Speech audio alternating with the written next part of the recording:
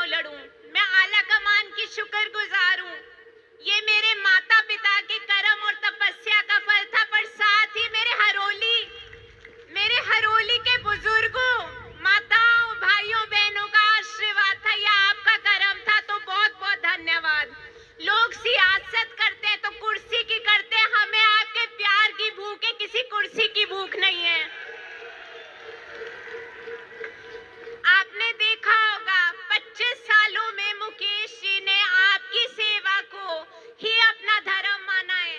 आपकी सेवा में दिन रात एक करते हैं, जद्दोजहद संघर्ष करते हैं, और नगरोली से लेके बाथू बाथरी गोंदपुर जयचंद तक रिकॉर्ड तोड़ विकास हो रहा है। और जो विकास हुआ है उसमें आपको सिर्फ और सिर्फ मुकेश अग्निहोत्री जी के सेवा के निशान दिखाई देंगे।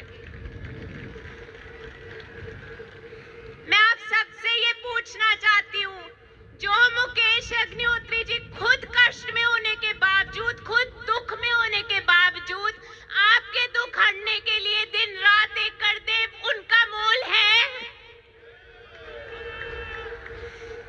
जो मुकेश अग्निहोत्री जी खुद दुख में होने के बावजूद आपके बच्चों का भविष्य संवारने के लिए दिन रात एक कर दे, जो खुद दुख और कष्ट में होने के बावजूद हर घर में खुशियां लाने के लिए जद्दोजहद करे, उनका मोल है?